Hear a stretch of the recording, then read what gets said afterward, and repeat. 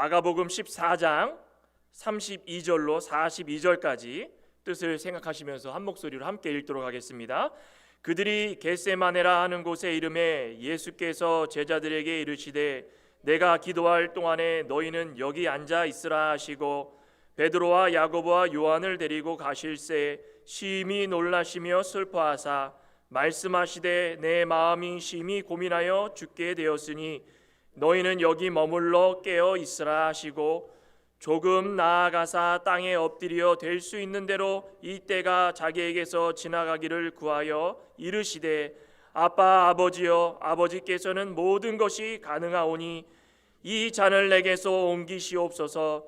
그러나 나의 원대로 마시옵고 아버지의 원대로 하옵소서 하시고 돌아오사 제자들이 자는 것을 보시고 베드로에게 말씀하시되 시몬아 자느냐 내가 한 시간도 깨어 있을 수 없더냐 시험에 들지 않게 깨어 있으라 기도하라 마음에는 원이로되 육신이 약하도다 하시고 다시 나아가 동일한 말씀으로 기도하시고 다시 오사 보신즉 그들이 자니 이는 그들의 눈이 심히 피곤함이라 그들이 예수께 무엇으로 대답할 줄을 알지 못하더라. 세 번째 오사 그들에게 이르시되 이제는 자고 쉬라 그만 되었다 때가 왔도다 보라 인자가 죄인의 손에 팔리느니라 일어나라 함께 가자 보라 나를 파는 자가 가까이 왔느니라. 아멘. 감사합니다. 오늘은 깨어 있으라라는 제목으로 이 시간 말씀을 증거하고자 합니다. 우리 같이 한번 따라해 볼까요? 깨어 있어 기도하라. 깨어 있어 기도하라. 예수님은 이 6월절에 제자들과 함께 떡과 이 포도주를 나누시면서 하나님 나라를 소망하며 또 찬미하며 또 함께 기도했습니다. 그리고 이제 감람산의 서쪽 언덕에 위치한 이 겟세마네, 우리 잘 알고 있는 이 겟세마네, 예수님은 습관을 쫓아서 산을 많이 다니셨지만 이제 잡히시기 전에 겟세마네에 가셔서 땀이 땅에 떨어지는 핏방울 같이 심한 고통 가운데에 또 기도하셨습니다. 그 이유가 무엇이겠습니까? 이제 곧 있으면은 하나님의 때가 된다. 그 때가 되면 대제사장들과 서기관들과 장로들이 군인들을 파송시켜 가지고 그 무리가 검과 몽치를 들고 와서 예수님을 잡아가고 제자들은 흩어지고 이런 일들이 예수님은 그 마음속에 다 이미 알고 계셨기 때문에 그 고통 가운데 기도하신 것입니다. 하지만은 그 이면에 이 모든 일은 하나님께서 계획하신 것이고 약속하신 것이고 그 약속의 성취, 그 과정 가운데 예수님께서 그 중심에 들어가셨기 때문에 그 누구보다 참고 견딜 수 있었던 것입니다. 그러니 말씀 속에 예수님께서 뭐라 하셨습니까? 내 원대로 마시고 아버지 원대로 하옵소서.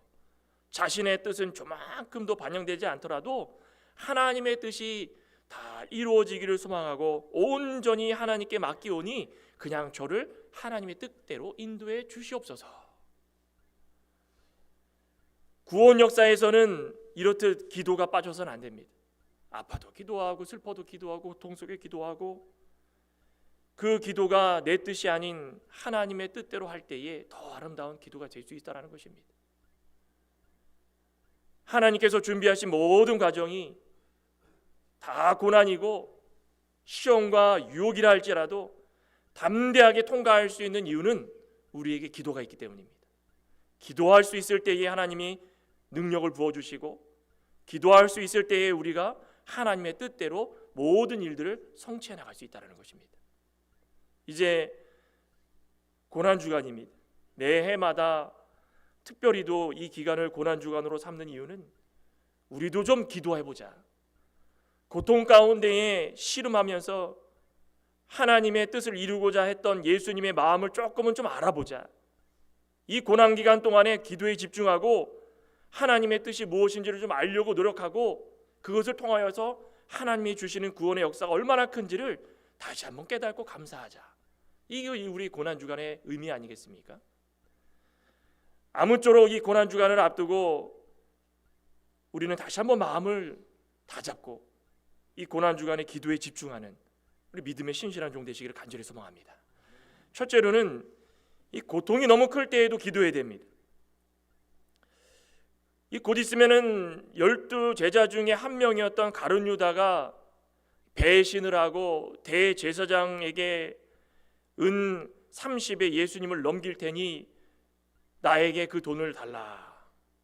그래서 대제사장들에게 팔아 넘기고 또 그 모든 과정 가운데에 군인들이 자신을 잡으러 온다는 것을 아셨기 때문에 예수님께서 이제는 조용히 기도하시러 겟세마네라는 곳에 가시고자 길을 나섰습니다.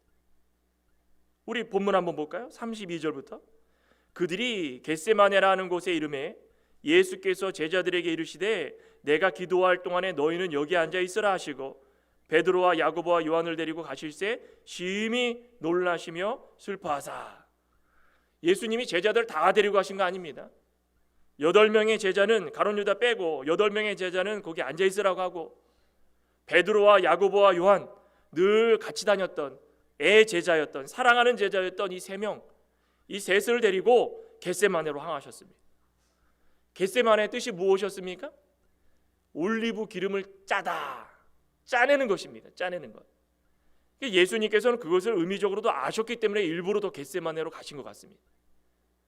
이곳에 가셔서 땀방울이 그냥 떨어지는데 그냥 몸에서 쥐어짜가지고 쥐어짜서 한 방울 마지막 그 한 방울까지 뚝뚝 떨어지면서 핏방울 같이 아주 극심한 고통 가운데 기도하시게 되는 그 과정들을 이 겟세마네라는 그 이름을 통하여서 우리에게 보여주고 있다는 것입니다.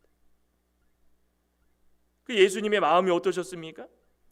33절 후반절부터 보면은 33절부터 다시 한번 볼까요? 베드로와 야고보와 요한을 데리고 가실새 심히 놀라시며 슬퍼하사 말씀하시되 내 마음이 심히 고민하여 죽게 되었으니 너희는 여기 머물러 깨어 있으라.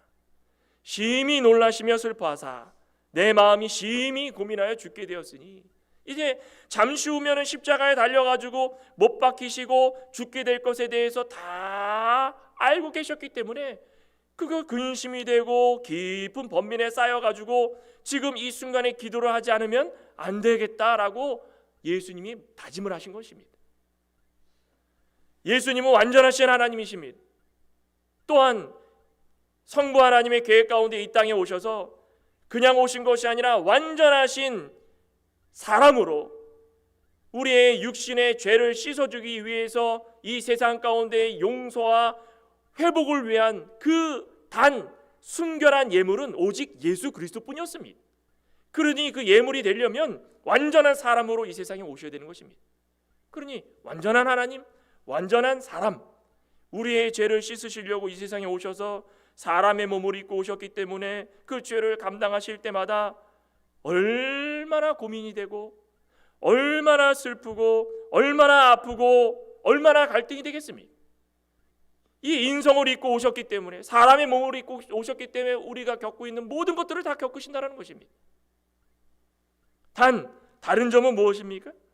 아무리 갈등 속에 있더라도 하나님의 뜻에 온전히 합당한 것이 무엇인지 순종하기로 결심할 수 있는 그 결단력을 예수님은 가지고 계셨다는 것입니다. 그 결단을 보여주시는 것이 바로 기도입니다. 예수님은 하나님을 원망하는 것이 아니었습니다. 아유, 내가 슬프고 심히 고민이 되는데 왜 저를 이렇게 내버려 두셨습니까? 이것은 하나님을 원망하는 것이 아닙니다. 인성을 가지고 계신 예수님이 싸움이 일어나는 것입니다. 내가 감당해야 될 일인데 하나님의 뜻을 이루어줘야 되는 것인데 내가 기도함으로 말미암아 말씀 속에서 하나님의 뜻을 찾고 하나님의 구원 역사를 분명하고 명확하게 담당할 수 있는 그 힘을 달라고 내적 싸움을 하고 계시는 것입니다. 누구를 위해서인 것입니까? 나와 여러분들을 위해서, 우리를 위해서. 그 과정 가운데에 그 도구가 바로 기도였습니다. 이스라엘 백성들이 과거에 성막을 하나님이 허락하여 주시고 죄를 지은 다음에 회개하기 위해서 품었고 순결한 소나 양들을 데리고 오면 거기다가 모든 죄를 전가하는 것입니다.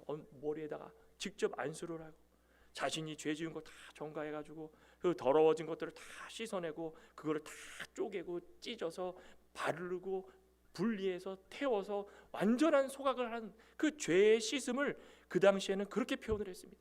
그러나 지금 예수님은 바로 이 죄, 더럽고 아주 냄새나는 이 죄를 예수님이 직접 몸에 다 안으시고 십자가상에 달려 죽으시고자 고민하며 하나님께 기도하며 슬퍼하고 계시는 것입니다.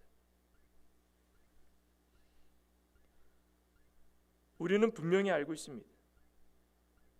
하나님께 모든 것을 맡겼지만 예수님께서 이렇게 심히 놀라시고 슬퍼하실 수밖에 없었던 것은 하나님의 아들이지만 높고 높은 보좌를 다 내려놓으시고 이 땅에 오실 때에는 하나님과의 관계가 순간적으로 단절된 것입니다.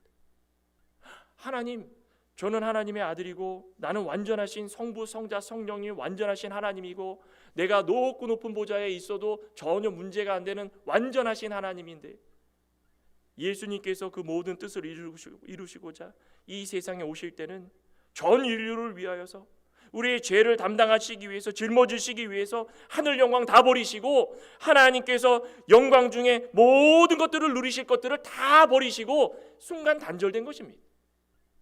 그 단절이라는 고통이 얼마나 힘들었겠습니까?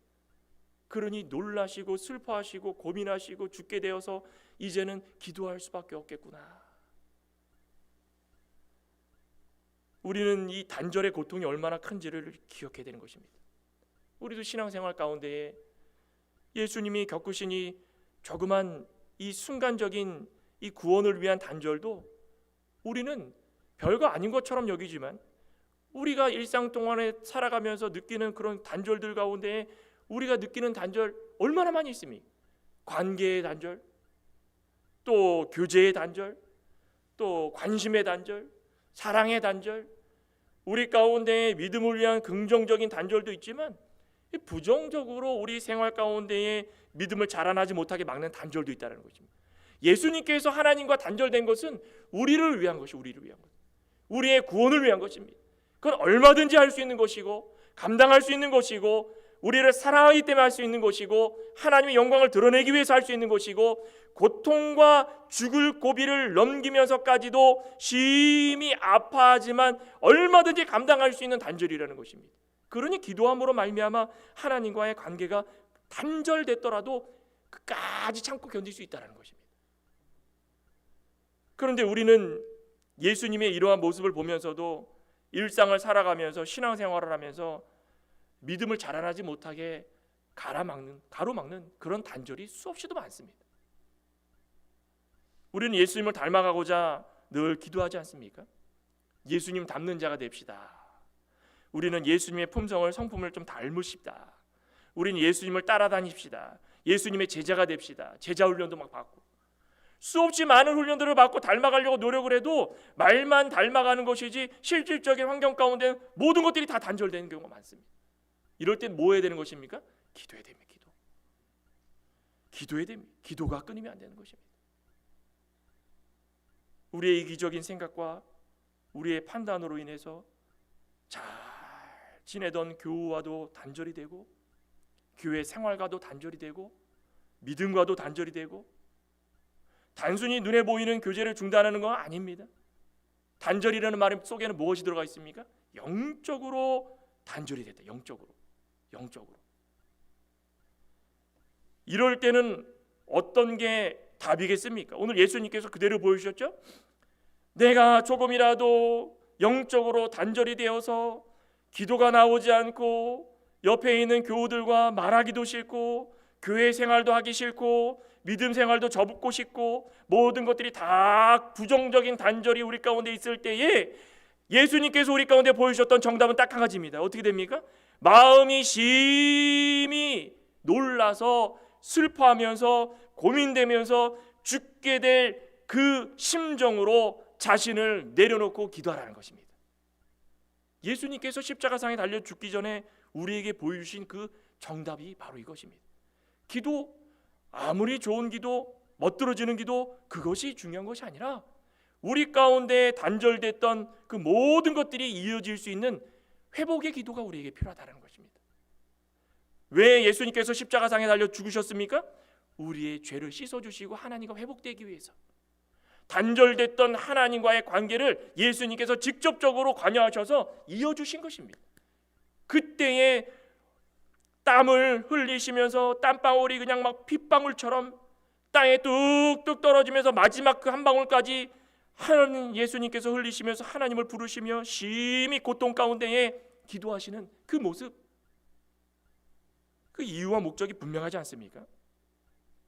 하나님과의 단절되었던 관계를 회복하는 것이, 그것이 기도의 가장 주된 목적입니다. 그리고 사람과 사람 사이에 인내함으로 말미암아 시작한 모든 충성된 일들이 계속적으로 이어질 수 있도록, 끊이지 않도록, 단절되지 않도록 헌신하며 기도하는 것이 바로 그 목적과 이유라는 것입니다.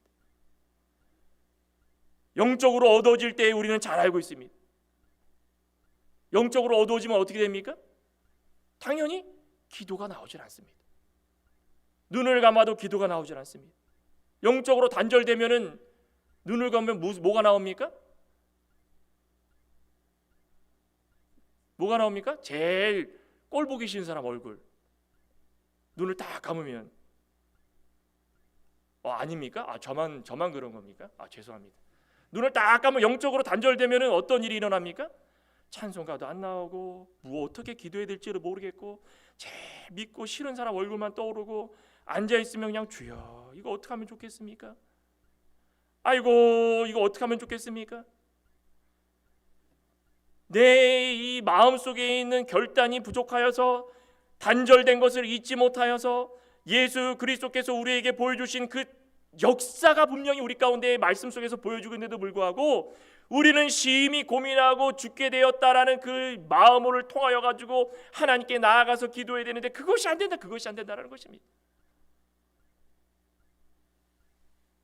영적으로 어두워지면 다 드러나게 돼 있습니다. 본인이 압니다. 본인이 딱 압니다. 교회를 잘 나오던 사람들도 영적으로 어둠이 생기면 그것이 다 본인 먼저 알게 되어 있는 것입니다. 그럴 때에 예수 그리스도께서 우리에게 보여주셨던 고민하며 깨어서 하나님 앞에 나아가서 나 스스로를 내려놓고 하나님과의 관계가 회복되는 것이 먼저다. 그것을 놓고 기도하는 것이 바로 우리의 본분이 되어야 된다는 것입니다. 제가 예전에 2007년인가 8년에 단기 선교를 팀을 꾸려가지고 나간 적이 있습니다. 한 15명을 꾸렸는데 나이대들은 20살부터 시작해서 40 후반 되시는 집사님도 계셨고 50대 되시는 권사님도 계셨고 다양했습니다. 수개월 전부터 모여가지고 합숙을 하면서 리트릿하고 막 서로 껴안고 기도 울부짖고 기도하면서 내가 서로를 미워했던 거 용서해달라고 그러고 찬송가 부를 때마다 눈물을 흘리면서 손을 붙들고서 나 같은 죄인을 어떻게 선교의 도구로 쓰여줬냐고 수개월 동안 모여가지고 밤새는 줄도 모르고 그때는 2박 3일 리트릿 할 때도 피곤한 줄도 몰랐습니다. 서로의 단점을 들어도 이런 게 단점이었구나. 우리가 이 단점을 보완하기 위해서 내가 도와줄게. 서로 기도해주고 얼싸안고 막 신나가지고 이제 곧 있으면 선교 나가니까 자 힘내자. 만날 때마다 웃음밖에 안 나왔습니다. 얼마나 기뻤는지. 또 만나고 싶고 다음 주가 빨리 왔으면 좋고 주일이 빨리 왔으면 좋겠고. 그런데 선교지에 갔습니다. 갔더니 선교지가 허 벌판에 있는 것이라고는 선교사님 그 자택하고 그 바깥쪽에는 그냥 원주민들, 옷도 제대로 안 입고 다니는 원주민들. 차를 이동하려면 1시간은 기본이고 2-3시간은 울퉁불퉁 비포장도로를 달려가지고 차도 없습니다. 경운기 타고 1시간은 막 뚝뚝뚝뚝뚝 가는데 하루가 지나고 이틀이 지나고 3일이 지나고 절반쯤 돌아왔을 때 서로 지치기 시작했습니다. 지치니까 어떻게 되는지 아십니까? 단점이 보이기 시작해요. 서로 밉습니다. 서로 말 한번 꺼내도 이 사람이 당신이 뭔데 왜 나를 자꾸 가르치려고 드냐고 나도 힘들다고 아이고 하루가 지나고 이틀이 지난 상황에서 서로 핑계대고 이 핑계대고 저 핑계대고 잘못된 거 책임 전가하고 과거에 우리가 수개월 동안 모여가지고 얼싸 안으면서 서로 기뻐하면서 눈물을 흘리면서 단점까지도 씻어주려고 다 이해해주고 서로 기뻐, 그 찬양 다 어디로 갔냐고. 그거는 과거고 지금 이 순간이 중요하다는 거예요. 어느 날은 큐티 서로 모여가지고 돌아가면서 성경 한 구절씩 읽으면서 서로 기도를 해줍니다. 처음에는 서로 위로해주는 기도를 했는데 영적으로 다쳐버리니까 성경을 읽는데 상대방을 다 요목조목 성경 속에서 찾아가지고 찌르고 때리고 성경을 통해 가지고 상대방을 아예 그냥 내가 싫은 사람이다라는 티를 내면서 그것을 나눴다는 거죠. 너무 눈에 보이고 너무 마음속에 다 알아듣게 그렇게 이야기하는 거예요.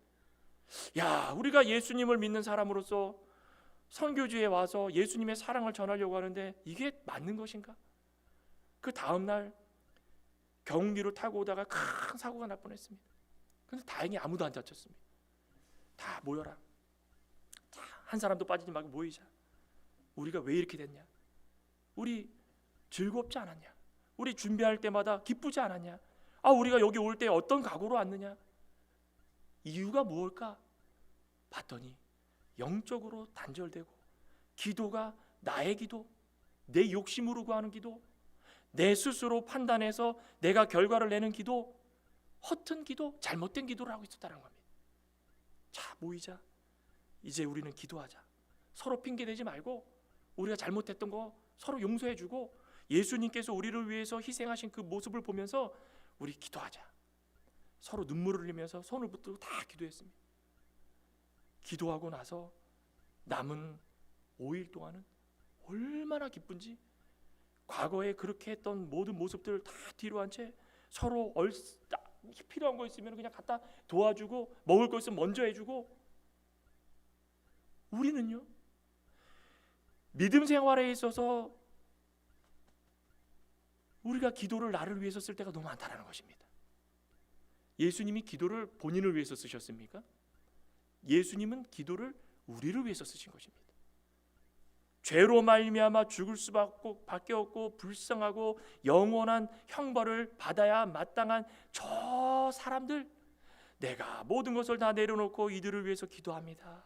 그 기도가 하나님 앞에 상달될 때에 예수님이 심히 고민하고 죽게 되었다라는 그 심정이 우리의 구원을 위한 것이었구나라는 것을 깨닫게 될 수 있다는 것입니다. 저 여러분들은 서로를 위해서 기도를 해주시고 계십니까? 교회를 위해서 기도해주고 계십니까?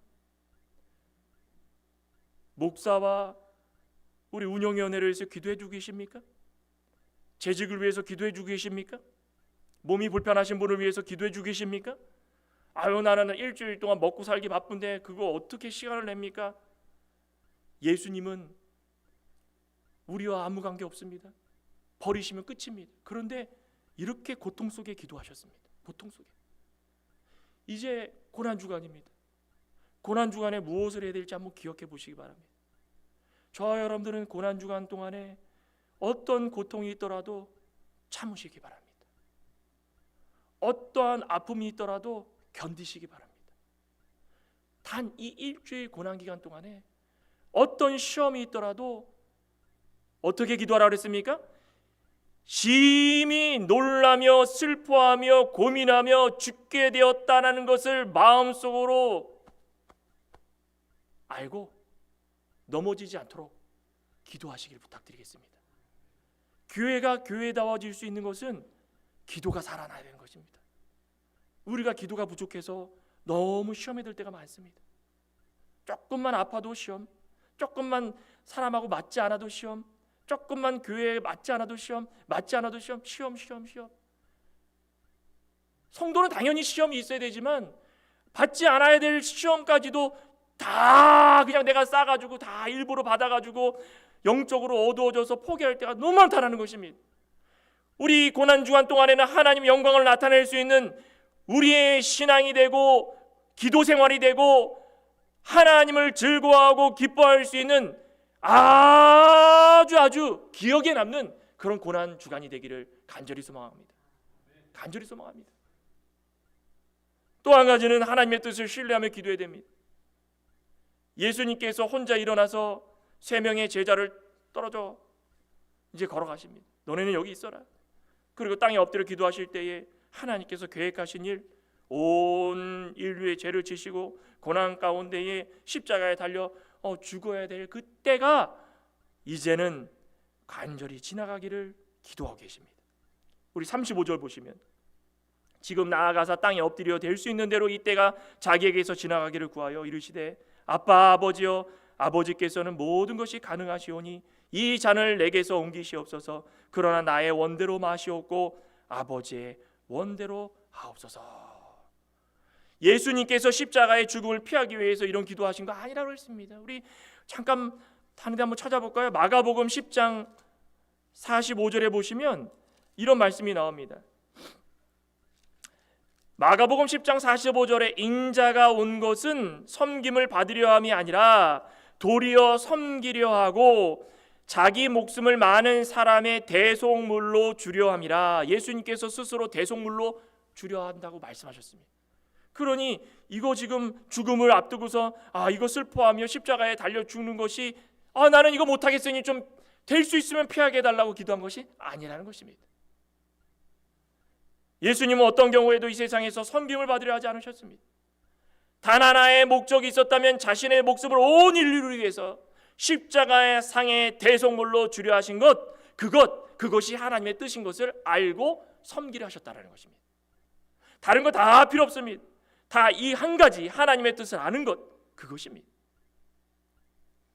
하지만 인간의 몸을 가지신 예수님도 그 고통을 피할 수 없기 때문에 할 수만 있다면 그 고통 없이 하나님의 뜻을 이룰 수 있다면 얼마나 좋겠습니까? 저에게 그 기회를 좀 주십시오. 단 한 번이라도 하나님 계획을 포기하고 또 안 하려고 이리 빼고 저리 빼고 한 적이 없습니다. 하나님 계획을 거스려가지고 내 유익대로 행동한 적이 없습니다. 하나님 그 뜻을 잘 알지 않습니까? 예수님께서 이 세상에 오셔서 하신 모든 모습을 보면 우리도 그 모습 다 알고 있습니다. 우리 신앙생활 가운데도 이러한 모습이 필요할 줄을 믿습니다. 예수님은 십자가 사건을 통해 가지고 단순히 죄 씻음만 보여주신 것이 아닙니다. 그 과정을 통해서 무엇을 보여주셨습니까? 예수님께서 우리에게 말씀하시려는 건 무엇입니까? 예수님은 이런 과정 없이 하나님께서 그냥 올라가라, 십자가상에 달려 죽어라, 피 흘려라, 이제는 너는 하늘로 올라가라, 다 끝입니다. 그런데 예수님께서 굳이 3년이라는 그 기간 동안에 말씀을 전하시고 마지막에는 고통당하시면서 이렇게 수치를 당하시고 고통 속에 기도하시며 그 이유 목적이 무엇일까요? 다른 거 없습니다. 이 과정을 통하여서 순종과 인내와 자신을 내려놓고 하나님만 높이는 일이 무엇인지를 깨닫게 하기 위해서 보여주시는 것입니다. 그리고 담대함, 인내, 순종, 하나님의 뜻을 이루는 것, 그리고 담대함. 이 고난 기간 동안에 저희도 이 4가지를 좀 실천했으면 좋겠습니다. 어떤 일이 있더라도 순종하고, 무슨 일이 있더라도 인내하고, 어떤 상황에서도 자신을 내려놓고 하나님을 높이며 뜻을 이루려고 애를 쓰고, 그리고 하나님께서 나에게 주시는 일 가운데에 무엇이든지 담대하게 할 수 있는 것, 그것이 예수님께서 우리에게 보여주신 바로 모습이라는 것입니다. 우리가 기도할 때 어떻게 해야 될지 모르고 고통스러워서 기도할 때가 있다면 다른 것 없습니다. 이거 4가지 좀 감당하게 해달라고. 예수님께서 뭐라고 하셨습니까? 나의 원대로 마시옵고 아버지의 원대로 하옵소서. 우리 같이 한번 따라해 볼까요? 나의 원대로 마시옵고 아버지의 원대로 하옵소서. 교회일, 직장일, 가정일, 내 뜻대로 되지 않을 때가 너무 많습니다. 내 뜻대로만 되면 얼마나 좋겠습니까?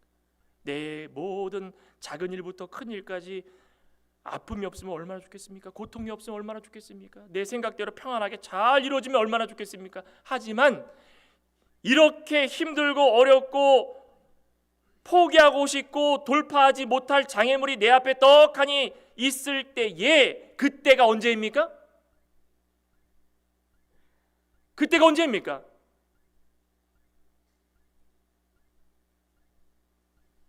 어렵습니까? 오늘 제목이 뭐라고 써 있습니까? 깨어서 기도할 때인 것입니다. 깨어서 기도할 때인 것입니다.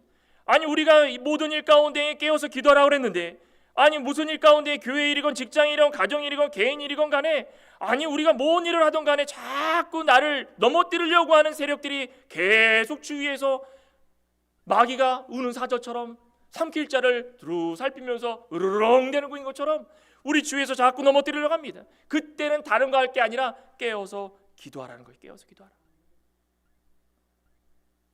예수님 안에 거하고, 예수님은 우리를 위해서 늘 기도해 주고, 하나님 뜻 가운데에서 성도를 다 예수를 머리 삼고 모두가 지체가 되어가지고 말씀 읽고 듣고 행할 수 있도록 그 길을 인도해 주고 계시는데, 조금만 기도하면 하나님의 뜻대로 사는 성도의 인생이 무엇인지를 깨달을 수 있는데, 그거를 포기하고선 내 고집대로 안 된다는 것입니다. 사도 바울도 소아시아 전도할 때 얼마나 기분 좋게 전도했습니까? 내가 다 포기하고 예수님 만나가지고 좋습니다. 예수님 만나가지고 내가 이렇게 변해가지고 하나님 말씀 전할 수 있도록 해주셔서 감사합니다. 그래서 제가 전하지 않습니까? 아시아 쪽을 막 전합니다. 근데 어느 날 성령님께서 아니다, 저기 유럽으로 가라. 유럽. 하나님 저는 아시아를 잘 전도하고 있는데 왜 갑자기 뜬금없이 유럽으로 가라고 하십니까? 저는 못하겠습니다. 안 하겠습니다. 이런 법이 어디 있습니까? 그랬습니까? 사도 바울은 안 그랬습니다. 성령님이 감동을 주셔서 꿈 가운데에 이제는 유럽으로 가라. 사도 바울은 기도하는 심정으로 바로 지체 없이 유럽으로 간 것입니다. 기도하는 사람의 모습은 바로 이런 것입니다. 그런 거 아니겠습니까? 내가 하고 싶은 말이 얼마나 많겠습니까? 내가 하고 싶은 행동이 얼마나 많겠습니까? 내 마음이 얼마나 둘, 셋, 넷, 다섯, 여섯 갈래로 찢어져 가지고 하고 싶은 그 일들 가운데의 심정이 갈기갈기 찢겨져서 나는 이대로 못하겠다라는 그 생활이 우리 가운데 얼마나 많이 있습니까? 예수님이 그런 모습을 우리에게 보여주신 것입니다. 그러지 말아라. 어떠한 마음이 있고 어떠한 행동이 어떤 생각이 있고 이거 하려고 할지라도 나의 원대로 마옵시고 아버지의 원대로 하시옵소서. 나의 욕심이 아니라 하나님의 뜻을 신뢰하고 하나님의 뜻이 드러나도록 하여 주시옵소서. 내 생각과 내 행동으로 나타나는 모든 단점들이 아니라 그 단점을 기도로 말미암아 보완하여서 하나님의 영광을 드러내는 믿음의 신실한 종들이 되게 해 주시옵소서.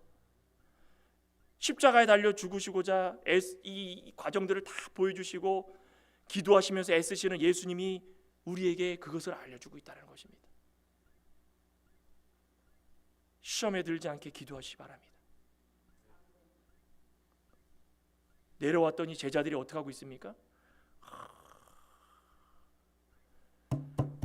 시몬아 자느냐, 시몬아 자느냐. 시몬이 누굽니까? 베드로. 베드로의 옛 이름입니다. 예수님, 저 베드로라고 하지 않았습니까? 왜 베드로라고 안 불러주십니까? 너의 행동을 봐라. 너의 행동을. 너는 옛사람처럼 행동하고 있지 않느냐? 내가 그렇게 반석이 되라고 베드로를 지어줬는데 옛 모습을 다시 너가 찾아가지고 기도하라고 했더니 쿨쿨 잠이 들어서 단 한 시간도, 그 한 시간이라는 것은 시차적으로 한 시간이 아니라 단 한순간도 깨어있지 못하다라는 것입니다. 한순간도 영적으로 잠이 들어버려서 예수님께서 이제는 어떤 일을 행하셔야 될지 관심도 없고, 내가 지금 현재 육신이 피곤하니 잠이 중요합니다. 시몬아 일어나라. 시험에 들지 않도록 깨어 기도하라. 마음에는 원이로되 육신이 약하도다. 그 예수님이 겪으신 것입니다. 육신을 입고 오셨더니 아이고 이게 육신이 이런 거구나. 내가 생각하는 대로 육신이 안 따라주는구나. 너 잘 기억해라. 마음은 아무리 사랑하고 싶고 아무리 용서하고 싶고 아무리 이뻐하고 싶고 아무리 찬양하고 싶어도 육신의 부패성에 매여가지고 육신으로 살아가면 육신이 약하여서 기도할 때마다 딴 생각이 들고 잠이 들고, 잠이 들었다는 건 벌써 영적으로 잠이 들었다는 것입니다. 영적으로 잠이 들면 이제는 마귀의 시험에 드는 것입니다. 가셨습니다. 또 기도하시다 왔더니 어떻게 됐습니까? 또 잠이 들고 있습니다. 또 잠이 들었다는 거죠. 아무리 얘기를 해도 안 듣습니다. 세 번째 왔는데 그때서야 이제 잠들었던 자들을 깨우시면서 됐다, 때가 됐다. 이제는 나를 팔자가 오는구나. 일어나라. 정신을 차려라. 깨어 있어 기도하라. 마음에는 원이로되 육신이 약할 때가 우리 너무 많이 있습니다. 저 여러분들 신앙생활 하시면서 가장 힘들 때가 언제입니까? 바로 이때입니다. 마음은 있는데 육신이 안 따라줍니다. 이번 한 주간 고난 기간 동안에 요거 한번 이겨내시기 바랍니다. 한 주간 동안에 내 마음에 있는 것들 하나님께서 기뻐하실 일이 무엇인지를 좀 잘 생각해보고 잠들지 않는 우리의 신앙생활이 되시길 소망합니다. 우리의 옛 모습을 예수님께서 부르시면서 야, 너 도루묵이 되었구나. 도루묵 되었구나. 그죠? 어떤 왕이 뭐 생선 맛있는 걸 먹었더니 아이고 이게 너무 맛있어가지고 막 그지 도루묵이 되어라. 옛날 고기를 그대로 가가지고 아유 이게 뭐 별 형편없구나. 그게 아십니까? 우리 모습이 다 그렇다는 겁니다. 변화돼가지고 멋있어 보이고 이뻐 보이고 주일에만 오면 야 진짜 장로님, 권사님, 안수집사님 뭐 할 것 없이 야 다들 천사와 천군 천사의 모습으로 앉아 있는 것 같은데 다 들어봤더니 시험에 들어 깨어 있지 못하고 기도하지 못하고 아이고 마음은 원이로되 육신이 안 따라줍니다. 이러고 있으니 이게 될 일입니까?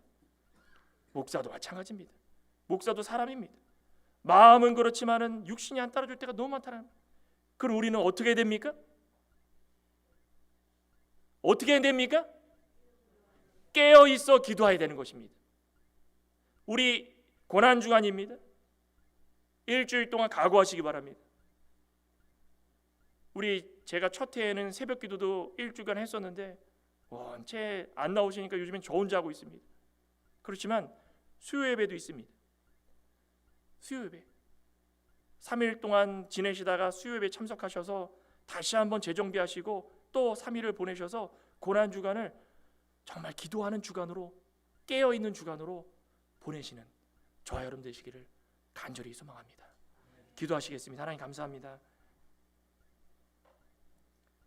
예수님께서 십자가상에 달려 죽으시기 전에 겟세마네 동산에서 땀을 흘리시며 그 마지막 땀방울이 핏방울과 같이 다 흘리시고 쏟아내셔서 하나님의 뜻이 무엇인지를 찾으시려고 기도하셨던 그 모습을 말씀을 통하여서 보게 되었습니다. 우리가 무엇이간데 예수님께서 이렇게 크신 역사를 이루셨는데 우리는 그 예수님을 본받고 살아가자 다짐하면서도 하나님과의 단절, 교우와의 단절, 가족과의 단절, 직장에서도 직장 동료들과의 단절, 이 단절을 끊지 못하고 즐거워하며 육신의 연약함을 오히려 감싸 안고 살아갈 때가 너무나도 많이 있습니다. 마음은 원이로되 육신이 약하다는 그 예수님의 말씀처럼 우리가 이 육신, 육체의 부패성을 가지고 살아가는 이 육신을 쳐서 복종시킬 수 있는 우리의 모습이 되게 해주시고 근본 고난주간 기간 동안에 정말 깨어서 기도하며 조금이라도 변화된 모습으로 살아갈 수 있는 우리의 모습이 될 수 있게 해주시옵소서. 예수님의 이름으로 기도드리옵나이다. 아멘.